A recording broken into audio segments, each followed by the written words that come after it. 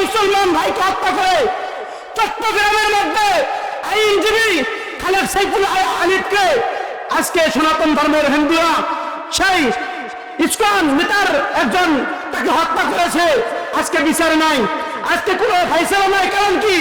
আজকে মুসলমান আমরা এক নয়, আমাদের ইমানের মধ্যে খুন ধরেছে, আমাদের ইমান দুর্বল হয়ে গেছে। কথা বলেন ঠিক হবে? ওই হিন্দু ভাইদেরকে বলতে চাই, এটা গুজরাট নয়, এটা দিল্লি নয়, এটা ইন্ডিয়া নয়, এটা হলো সোনার বাংলা, এটা মুসলমানদের দেশ, এটা শাহজালালের দেশ, এটা শাহপুরের দেশ। এই দেশের মধ্যে থাকতে হলে মুসলমানদের উপর গায়ে হাত দেওয়া যাবে না, মাথা নিচু করে থাকতে হবে। যদি মুসলমানদের গায়ে এক আঙ্গুল তুলে তাকানো হয়, কার ধাক্কা দিয়ে বাংলার জমিন থেকে তারাই দেবে। কথা বলেন ঠিক না? বেটি মোহতারাম হাজির, আপনাদের শত্রুরা হুঁশিয়ার, সাবধান। মোহতারাম হাজির, আর ওয়াজের মাহফিলে কণ্ঠ দিবস করার সময় নাই, কণ্ঠ দিবস করার সময় নাই। এমন একজন নেতা চাই, এমন একটা দল চাই যে বাংলার জমিনে কোরআনের আইন জারি করে দিবে, এমন একজন নেতা চাই। আজকে কাদেরকে নেতা বানাও? কাদেরকে আজকে তোমরা নেতা বানাও? যে সুদখোর, যে ঘুষখোর, তাদেরকে আজকে তোমরা নেতা বানাও। কারণটা কি? কারণ আমরা মুসলমান এক নয়, আমাদের ইমানে ঘুম ধরেছে। যদি এক থাকতাম, ইমানের পাওয়ার যদি আমাদের ভেতরে থাকতো, কখনো নাস্তিক বেইমানরা সুযোগ পাইতো না কোরআনের বিরুদ্ধে কথা বলতে, ইসলামের বিরুদ্ধে কথা বলতে, নবীর বিরুদ্ধে কথা বলতে। কথা বলেন ঠিক না বেঠিক? মোহতারাম হাজিরিন, আল্লাহ তাআলা আমাদেরকে দুনিয়ার মধ্যে পাঠাইছেন তার গোলামি করার জন্য। গোলামি করবো কার? আরো জোরে বলেন কার? না কোন নাস্তিকের, না কোন সুদখোরের, না কোন ঘুষখোরের। গোলামি করবে এক আল্লাহর। আরে দুনিয়ার মধ্যে 500 বছর বিড়ালের মতো বেঁচে থেকে লাভ নাই, বাঘের মধ্যে একদিন বসতে চাই। কথা বলা ঠিক না বাকি? মোহতারাম হাজিরিন, পবিত্র কালামুল্লাহ শরীফ থেকে, অসংখ্য অগণিত আয়াত থেকে আপনাদের সামনে ছোট্ট একটা আয়াতুল কারিমা তেলাওয়াত করেছি। আল্লাহ বলেন, ইমানের দাবিতে কারা সত্যবাদী, কারা ইমানদার? আল্লাহ বলতেছেন কারা ইমানদার? যারা এক নম্বরে আমি আল্লাহর প্রতি ঈমান আনবে, মনের মধ্যে কোনো সন্দেহ করবে না, এবং রাসূলের প্রতি ঈমান আনবে, মনের মধ্যে কোনো সন্দেহ করবে না, এবং আমার কিতাবুল্লাহ কুরআনুল কারীম তানজিলুম মির রাব্বিল আলামিন, যে কুরআন আল্লাহর পক্ষ থেকে এসেছেন নবীর প্রতি, সেই কুরআনের প্রতি ঈমান আনবে, মনের মধ্যে কোনো সন্দেহ করবে না। ওয়াজাহাদু, জিহাদ করবে, বিআমওয়ালিহিম, নিজের মাল দ্বারা, ওয়া আনফুসিহিম, নিজের জান দ্বারা, ফি সাবিলিল্লাহ, আমি আল্লাহর রাস্তায়। আল্লাহ বলেন, উলাইকা হুমুস সাদিকুন, তারা হচ্ছে সত্যবাদী, তারা ঈমানের দাবিতে সত্যবাদী। কথা বলেন ঠিক না বেঠিক? মোহতারাম হাজিরিন, দুর্বল ঈমান নিয়ে দুনিয়ার মধ্যে বসে থাকিও না। ঈমানকে পাক্কা বানাও, ঈমানকে তাজা বানাও। এই ঈমান নিয়ে দুনিয়ার মধ্যে বসে থেকে লাভ নাই। এখন মুসলমানদের হাতে, প্রত্যেকটা উলামায়ে কেরামদের হাতে, মুসলমানদের হাতে তরবারি থাকা দরকার। তরবারি। এখন আর মুখের ভাষায় কোনো কাজ হয় না, আর কোনো ওয়াজ দিয়ে কাজ হয় না। এখন নাস্তিক বেঈমানদের ব্যাপারে প্রতিবাদ করতে হলে তরবারির দরকার। কথা বলেন ঠিক না বেঠিক? সাহস করতে পারি। আমরা তো কোনোদিন তোমাদের মন্দিরে আঘাত করি নাই, আমরা তো কোনোদিন তোমাদের গায়ে হাত তুলি নাই। কেমনে পারলা আমার মুসলমানের ভাইকে হত্যা করতে? কেমনে পারলা? মোহতারাম হাজিরিন, এই জন্য ঈমানকে দুর্বল বানাইয়েন না, শক্তিশালী ঈমান বানান। মোহতারাম হাজিরিন, তো ঈমানের দাবিতে কারা সত্যবাদী? আল্লাহ বলতেছেন, যে ব্যক্তি এক নম্বরে আমি আল্লাহর প্রতি ঈমান আনবে, মনের মধ্যে কোনো সন্দেহ করবে না, এবং আমার রাসূলের প্রতি ঈমান আনবে, মনের মধ্যে কোনো সন্দেহ করবে না, আমার কিতাবুল্লাহ কুরআনুল কারীমের প্রতি ঈমান আনবে, মনের মধ্যে কোনো সন্দেহ করবে না, সম্মান, এবং জিহাদ করবে নিজের জান দ্বারা, মাল দ্বারা, আমি আল্লাহর রাস্তায়। আল্লাহ কয়, উলাইকা হুমুস সাদিকুন, তারা সত্যবাদী। জোরে বলুন সুবহানাল্লাহ। মোহতারাম হাজিরিন, ঈমান কারে বলা হয়? অনেক মানুষ নামাজ পড়ে না, রোজা রাখে না, যাকাত দেয় না, মুখে দাড়ি নাই, সে বলে আমার ঈমান আছে, আমার ঈমান আছে। আছে কিনা? এরকম পাগল ছাগল আছে কিনা? তো ঈমান কারে বলা হয়? ঈমান, ঈমানের আবিধানিক অর্থ হচ্ছে বিশ্বাস করা। কি করা? বিশ্বাস করা, স্বীকৃতি দেওয়া, অনুগত্য করা, গ্রহণ করা, এর নামে হচ্ছে ঈমান। পারিভাষিক সংখ্যা বলা হয় আল ঈমানু ওয়া তাসদীকু বিমা জাআ বিহি নবী সাল্লাল্লাহু আলাইহি ওয়াসাল্লাম মিন ইনদিল্লাহি তাআলা ওয়াল ইকরার বিহি। পারিভাষিক সংখ্যা ওলামা ইকরামরা বলে, তাদের মত হলো যে পারিভাষিক সংখ্যা ঈমান বলা হয় আল্লাহর নবী বিশ্ব নবী রাহমাতুল লিল আলামিন আল্লাহর পক্ষ থেকে যা কিছু নিয়ে এসেছে সবগুলোর প্রতি ঈমান নিয়ে আসা, বিশ্বাস করা, অনুগত করা, এর মানে হচ্ছে ঈমান। যেরকম সুবহানাল্লাহ। মুসলমান ভাইরা আমার, আল্লাহর নবীর সাহাবী হযরতে খলিফাতুল মুসলিমিন হযরত ওমর রাদিয়াল্লাহু তাআলা আনহু, আল্লাহর নবীর সাহাবী হযরত ওমর রাদিয়াল্লাহু তাআলা আনহু নাহনু ইনদা রাসূলুল্লাহ সাল্লাল্লাহু আলাইহি ওয়াসাল্লাম, নবী করিম সাল্লাল্লাহু আলাইহি ওয়াসাল্লামের সামনে বসা আছেন। হঠাৎ করে এক ব্যক্তি আসলো, আইয়া নবী করিম সাল্লাল্লাহু আলাইহি ওয়াসাল্লামের সামনে বসলো। হাদিসে জিবরাইলের মধ্যে ওমর ইবনুল খাত্তাব রাদিয়াল্লাহু তাআলা বর্ণনা করেন, লোকটা যখন বসলো, লোকটা বসার পর নবীজি আল্লাহর পয়গম্বরের সামনে বসার পর আল্লাহর পয়গম্বর হাঁটুর সঙ্গে হাঁটু মিলিয়ে বসলেন। এ মুসলমান, এই আমি কয়েকটা বিষয় আপনাদের সামনে কথা বলবো, বলার পর আপনাদের সামনে থেকে বিদায় নিয়ে আনিব। মুসলমান ভাইরা, আমার কোনো যোগ্যতা নাই, আমার কোনো ইলম নাই, আমার কোনো পাওয়ার নাই, আপনাদের সামনে আজকে বলছি একটু দোয়ার নেওয়ার জন্য। ও বাজান, আল্লাহর পয়গম্বরের সাহাবী হযরত ওমর রাদিয়াল্লাহু তাআলা ডাক দিয়ে কয়, লোকটা যখন বসলেন, লোকটা বসার পর এইবার আল্লাহর নবীর হাতের সঙ্গে হাত মিলাইলেন। মুসলমান ভাইরে, লোকটা এবার নবীকে জিজ্ঞাসা করতেছেন, ইয়া মুহাম্মদ আখবিরিনি আনিল ইসলাম, আমাকে ইসলাম সম্পর্কে অবহিত করুন, ইসলাম সম্পর্কে আমাকে বলেন। আল্লাহর পয়গম্বর বিশ্ব নবী রাহমাতুল লিল আলামিন বললেন, ইসলাম হলো ক্বালা আল ইসলামু আন তাশহাদা আল্লা ইলাহা ইল্লাল্লাহু আন্না মুহাম্মাদুর আবদুহু ওয়া রাসূলুহু। ইসলাম হলো তুমি এই কথার সাক্ষী দাও যে আল্লাহ ছাড়া কোনো মাবুদ নাই। মুসলমান ভাইরে, আবার এই কথার সাক্ষী দাও মুহাম্মাদুর রাসূলুল্লাহ সাল্লাল্লাহু আলাইহি ওয়াসাল্লাম আল্লাহ তাআলার বান্দা ও রাসূল। মুসলমান ভাইরে, নবী বলতেছেন ওয়া আতিকু, নবী বলতেছেন নামাজ আদায় করো। এবার আল্লাহর পয়গম্বর বললেন ওয়া তুজ যাকাতা, যাকাত আদায় করো। এরপর বললেন ওয়া তাসাউমু রমাদান, রমজান মাসে রোজা রাখা। এরপর বললেন তুহজ্জাল বাইতা, আল্লাহর ঘর কাবা হজ করো, হজ পালন করো। এর নামে হচ্ছে ইসলাম। ইসলাম বলা হয় এক নম্বরে এই কথার সাক্ষ্য দেবা আল্লাহ ছাড়া কোনো মাবুদ নাই। দুই নম্বর হচ্ছে নবী ছাড়া, নবী আল্লাহ তাআলার নবী এবং বান্দা। তিন নম্বর হচ্ছে আল্লাহ তাআলার পক্ষ থেকে যে নামাজ আমাদের উপর ফরজ হয়েছে, এই নামাজ আদায় করা। চার নম্বর আছে যাকাত আদায় করা। ও মুসলমান ইমানদার, ইসলামের ভিত্তি যে পাঁচ জিনিসের উপর, এই পাঁচটা খুঁটি যাই মানবে, পাঁচটা খুঁটি যে মেনে চলতে পারবে, আল্লাহ পাক বলেন ও পয়গম্বর ওই সমস্ত বান্দাদেরকে জানিয়ে দেন আমি আল্লাহ তাআলা মরার সঙ্গে সঙ্গে জান্নাতের মধ্যে দিয়া দিব। মুসলমান ভাইরা আমার, এইবার লোককে আবার জিজ্ঞাসা করলেন, ক্বালা সাদাকতা ইয়া রাসূলুল্লাহ, আপনি সত্য বলেছেন। এবার লোকটা আবার জিজ্ঞাসা করলেন, ফাখবিরিনি আনিল ঈমান, ঈমান কারে বলা হয় আমাকে বলুন। আল্লাহর পয়গম্বর বলছেন, ও ভাই, ঈমান বলা হয়েছে আন তুমিনা বিল্লাহ, আল্লাহর প্রতি ঈমান আনা।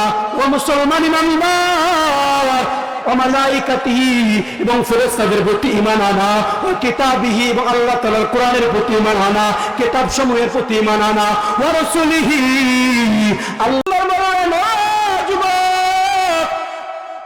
আল্লাহর পয়গম্বরের প্রতি ঈমান আনা এবং কিয়ামত দিবসের প্রতি ঈমান আনা এবং তোমার ভালো মন্দ তকদিরের প্রতি ঈমান আনা। এর নামে আছে ঈমান। মুসলমান ভাইরে, আজকে আমরা আল্লাহ তাআলার প্রতি ঈমান আনছি, কিন্তু আল্লাহ তাআলাকে ভয় করি না। আল্লাহ তাআলা বলেন, ইয়া আইয়ুহাল্লাযীনা আমানু তাকুল্লাহ, এ বান্দা আমাকে ভয় করো, ঈমানদার আমাকে ভয় করো। কিন্তু মুসলমান, আজকে আমরা আল্লাহ তাআলাকে আমরা ভয় করি না, সে ভয়টা আমাদের ভিতরে নাই রে মুসলমান। যদি ভয় থাকতো তখন আমরা আল্লাহর আইনের বিরোধিতা করতাম না, আইন না মেনে চলতাম না। আমাদের অন্তরে যদি ভয় থাকতো কখনো নামাজ ছাড়তাম না, কখনো রাসূলের সুন্নতের বিরোধিতা করতাম না। কথা বলেন ঠিক না ঠিক? মুসলমান ভাইরে, এইবার আসেন আল্লাহ তাআলা পয়গম্বরের সাহাবী হযরত ওমর বলেন, এবার লোকটি জিজ্ঞাসা করল, আমাকে কিয়ামত সম্পর্কে অবহিত করুন, কিয়ামতের নিদর্শন আমাকে বলে দেন। ও যুবক, আল্লাহর পয়গম্বর বললেন, ও ভাই, তুমি যে আমাকে কিয়ামত সম্পর্কে জিজ্ঞাসা করেছো, এই ইলম আমার কাছে নাই, আমার থেকে তুমি তো এই সম্পর্কে ভালো জানো। লোকটি বলল, পয়গম্বর, তাহলে আমাকে এই কিয়ামত সম্পর্কে নিদর্শন সমূহ বলে দিন, কিয়ামতের আলামত সম্পর্কে আমাকে বলে দিন। আল্লাহর পয়গম্বর বললেন, কিয়ামতের আলামত হচ্ছে তুমি দেখবা যে মানুষের শরীরের মধ্যে কাপড় ছিল না, যে মানুষের পায়ের মধ্যে কোনো জুতা ছিল না, খাইতে পারে নাই, ঘুমাইতে পারে নাই, বিছানা ছিল না, বাড়ি ছিল না, ঘর ছিল না, রাস্তায় ঘুমাইছে, যে মানুষের কোনো অস্তিত্ব নাই।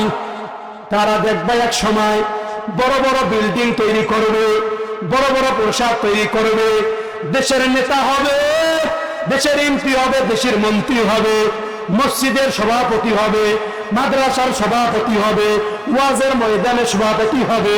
তখন মনে করবা এটাই হচ্ছে কিয়ামতের আলামত। এখন এটা হচ্ছে কিনা? যারা মূর্খ, যারা সুদখোর, ঘুষখোর, যারা একসময় ভাত পায় নাই, পরনে কোনো কাপড় নাই, পায়ের মধ্যে জুতা নাই, তারা আজকে দেশের বড় বড় মন্ত্রী হইতেছে, এমপি হইতেছে, বড় বড় মাস্টার, বড় বড় ইঞ্জিনিয়ার, মসজিদের সভাপতি, মসজিদের সেক্রেটারি হচ্ছে কিনা? কারণটা কি জিজ্ঞাসা করেন? হুজুর, কি জন্য এদেরকে মসজিদের সভাপতি বানাইলেন, ওয়াজের ময়দানের কি জন্য সভাপতি বানাইলেন? বলে কি তেল দেয়, তেল, তেল বুঝেননি? মানি টেবিলের নিচ দিয়ে তেল দেয়, তেল বুঝেন না? মাথায় তেল মারিয়া ফায়দা নেই জানুতিয়া, তেল বিনা চলে না দুনিয়া, ভাইরে তেল বিনা চলে না দুনিয়া। কথা বলেন ঠিক না ঠিক? তেলা মাথায় তেল মারিয়া ফায়দা নেই জানুতিয়া, তেল বিনা চলে না দুনিয়া, ভাইরে তেল বিনা চলে না দুনিয়া। নারিকেল, সরিষা, তিসি, বাদাম, সয়াবিন, সূর্যমুখী, তেলের তেল, ডিজেল, কেরাসিন, দাওয়াখানা, কবিরাজি, হোমিওপ্যাথি তেল, মাথায় দিলে গরম মাথা হইয়া যাহিমেন, আবে হইয়া যাহিমেন। আবার গন্ধ তেলে, আবার গন্ধ তেলে দিল্লির পরান খুশিতে যায় ভরিয়া, তেল বিনা চলে না দুনিয়া, ভাইরে তেল বিনা চলে না দুনিয়া। কথা বলেন ঠিক না ঠিক? অসুস্থ বা রোগী হয়ে যাবেন ক্লিনিকে, সেখানে তেও তেলের বাহার দেখবেন চাহার দিকে। কথা বলেন? সিরিয়াল আমার আপনার সিরিয়াল দেখেন 39, 100 টাকা হাতে ধরাই দিলে 1 নম্বরে নিয়ে যায়, আছে না নাই? মেডিকেলের মধ্যে এরকম হয় না? হয়। মোহতারাম হাজিরিন, অসুস্থ বা রোগী হয়ে যাবেন ক্লিনিকে, সেখানে তেও তেলের বাহার দেখবেন চাহার দিকে। ডাক্তার, মাস্টার, সাংবাদিক, তেলের পাগল সবাই, তেল পাইলে সবাই যেন ডাকে নতুন জামাই। কথা বলেন? ডাক্তার, মাস্টার, সাংবাদিক, তেলের পাগল সবাই, তেল পাইলে সবাই যেন ডাকে নতুন জামাই। আবার তেল পাইলে, আবার তেল পাইলে নেতা খুশি, সত্য মিথ্যা বলিয়া, তেল বিনা চলে না দুনিয়া, ভাইরে তেল বিনা চলে না দুনিয়া। ঠিক না ঠিক? মোহতারাম হাজিরিন, বড় লোকের সন্তান, মেটা নাই, কি নাই, পরীক্ষার মধ্যে ফেল, কিন্তু টেবিলের তল দিয়ে কিছু ধরাই দিছে 4-5 লাখ, দেখেন সরকারি চাকরি হয়ে গেছে, আছে না নাই? কিন্তু গরিবের সন্তান বিধা ভালো, সার্টিফিকেটের অভাব নাই, বিধা ভালো, কিন্তু দিতে পারে না বিধায় চাকরি নাই, আছে না নাই? বাংলাদেশে এরকম হয় না? হয়। 16টা বছর তোমার গলার মধ্যে ঝিরিঝিরি পরানো ছিল, 16টা বছর মসজিদের খতিব সাহেব নিজের মন মতো বক্তৃতা দিতে পারে নাই, বক্তা সাহেব নিজের মন মতো ওয়াজের পিণ্ডে কথা বলতে পারে নাই, কারণ 16টা বছর তোমার গলার মধ্যে লাগাম পরানো ছিল। আজকে কোথায় তোমার ক্ষমতা? আল্লাহ বলেন বান্দারে ছাড় দেই ছেড়ে দেই না, কথা বলেন ঠিক না বেঠি? ছাড় দেই ছেড়ে দেই না। আজকে দিল্লির মধ্যে তোমার জায়গা নাই, দেখেন এমন অবস্থা। আর তুমি তো ছোট্ট মতো পাকিস্তান, তোমার থেকে বড় বড় নেতাদের কাল্লা তেলা ছোট্ট ছোট্ট মাখলু কেনা দিয়ে ছোট্ট ছোট্ট জিনিস দিয়ে মেরে ফেলছেন। ফেরাউনের দিকে তাকাইয়া দেখেন, উদ্বা সাহেবের দিকে তাকাইয়া দেখেন, আবু জাহেলের দিকে তাকাইয়া দেখেন, নমরুদের দিকে তাকাইয়া দেখেন, তাদের থেকে বড় হয়ে গেছে? তাদের থেকে বড় হও নাই। একটি খামি মাটির নেছে রোজা চোরের ময়দানে, বাবা ঘুরবে ছেলের পেছে, ছেলে বাবার আগে আগে। কি জন্য বললাম? মোহতারাম হাজরিন, এই যে দুনিয়ার মধ্যে আল্লাহ তাআলা আমাদেরকে একটা নিয়ামত দিয়েছেন, সন্তান দিয়েছেন, সন্তান দেখে আমরা কি করতেছি? কিছুই করতেছি না। নিজেও কোরআন শরীফ পড়তে পারি না, সন্তানকেও পড়াই না। যখন পরিবারের মধ্যে কেউ মারা যায়, ওই মাদ্রাসা থেকে ভাড়া করে লইয়া আসে, পাশে লইয়া তেলাওয়াত করতে লাগে না, সবাই লাগে না? তোমার লজ্জা করে না? অন্য সন্তানকে তুমি কোরআন পড়তে লাগে দাও? নিজের সন্তান তো দিয়েছে আল্লাহ পাক তোমারও, তাদেরকে শিক্ষা দিতে পারলো না কি জন্য? মোহতারাম হাজির, এই জন্য নিজে পারি নাই, নিজের সন্তানদেরকে কোরআন শিক্ষা দিব, ইলমে দ্বীন শিক্ষা দিব। আল্লাহ তাআলা তাদের সন্তানের ওসিলায় কিয়ামতের দিন আপনাকে আমাকে জান্নাতের মধ্যে দিয়ে দেবেন। জোরে বলেন সুবহানাল্লাহ। আজকে তা না কইরা বাসার মধ্যে টেলিভিশন লাগাইছে, মসজিদের হাজী সাহেব, মসজিদের সভাপতি সাহেব সমাজকে ঠিক করে, কিন্তু নিজের ঘরের মানুষ ঠিক নাই, কথা বলেন ঠিক না বেটি? মসজিদের মধ্যে লেকচার মারে, বড় বড় কথা বলে, কিন্তু তার মেয়ে তার স্ত্রী বেগানা পুরুষের সঙ্গে বাইরে পার্কের মধ্যে ঘোরাফেরা করে, বাসার মধ্যে জাহান্নামের কারখানা খুলে রাখছে। আর হ্যাঁ, মসজিদের ভেতরে যাইয়া তসবিহ হাতে লইয়া ঠকিস না, ঠকাস না, ঠকিস না, ঠকাস না, আছে না নাই? এই তসবিহ পড়ে তোমার লাভ নাই। নিজে জাহান্নামের আগুন থেকে বাঁচা। আল্লাহ বলেন, ইয়া আইয়ুহাল্লাযীনা আমানু কু আনফুসাকুম ওয়া আহলিকুম নারা। নিজে জাহান্নামের আগুন থেকে বাঁচাও, আহলে পরিবারকে জাহান্নামের আগুন থেকে বাঁচাও। কথা বলেন ঠিক না ঠিক? জিকির করি লা ইলাহা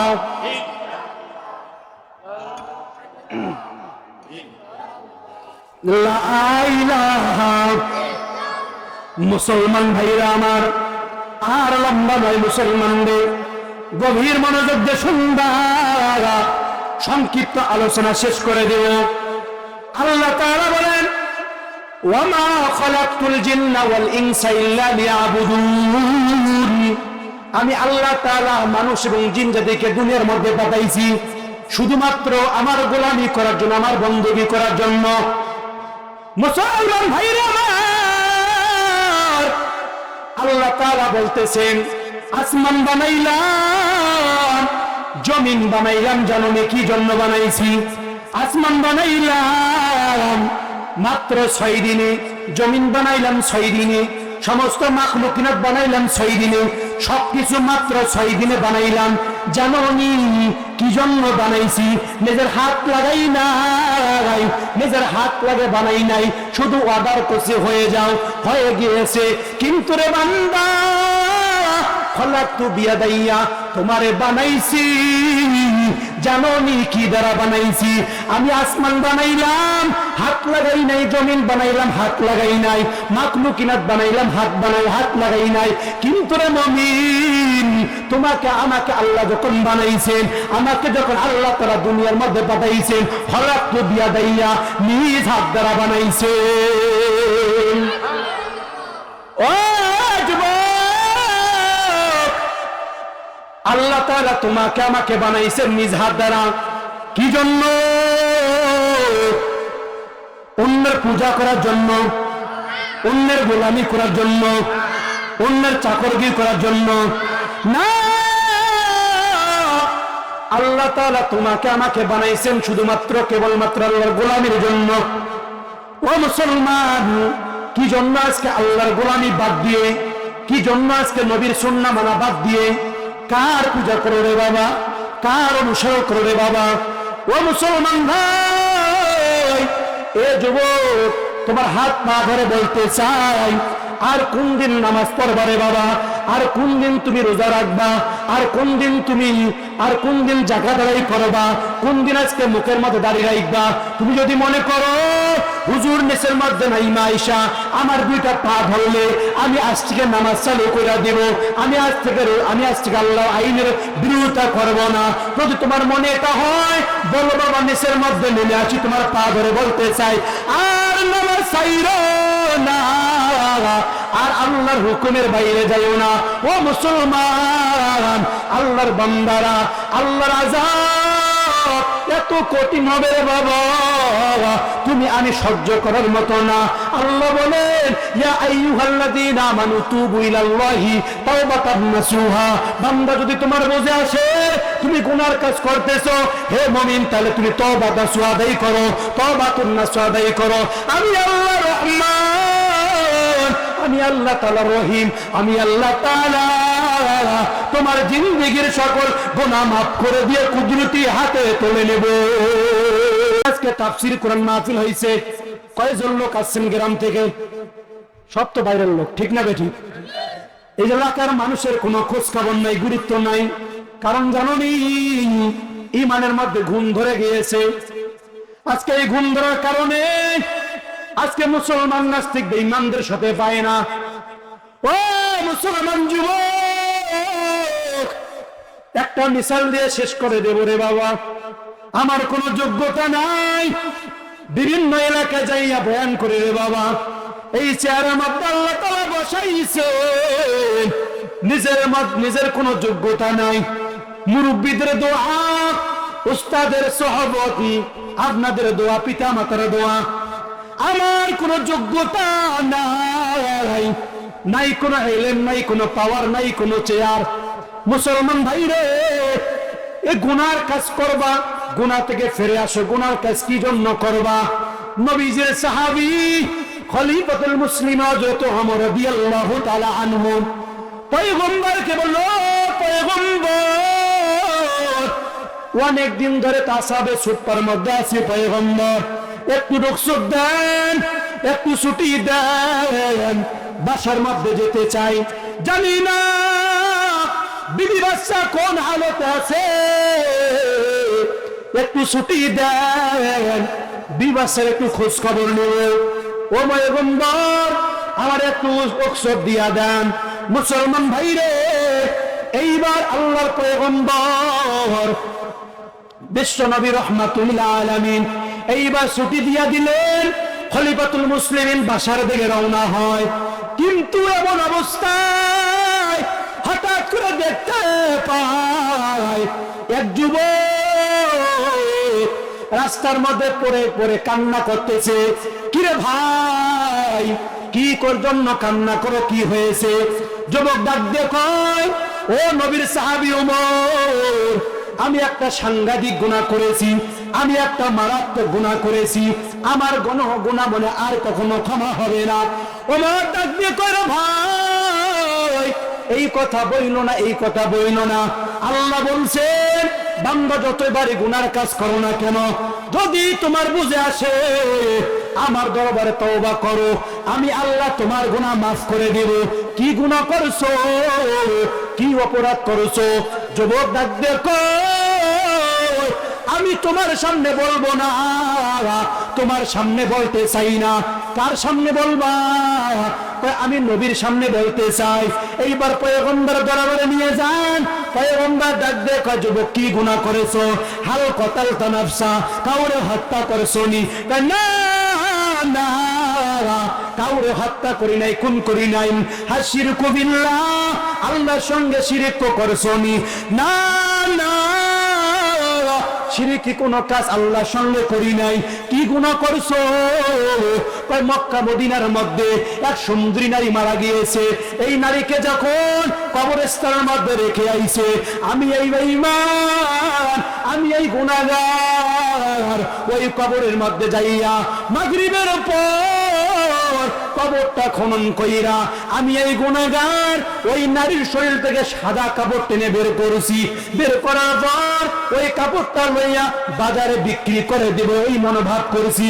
কিন্তু পয়গম্বর, আমি যুবক, এই সাদা কাপড়টা বের করার পর আমি যখন সামনে পা বাড়াইলাম, ওই কবর থেকে এমন একটা আওয়াজ ভেসে হাসলো, ও আল্লাহর গোলাম, হাজার হাজার কবরবাসীদের সামনে তুমি আমার উলঙ্গ কইরা দিলা, কাজটা মোটেও ঠিক করলা না। পয়গম্বর গো, তবু আমি মনের মধ্যে কিছু পাইলাম না, এরাদা করলাম না, সামনের দিকে পা বাড়াইলাম, শয়তান আমার কাঁধের মধ্যে চেপে বসলো।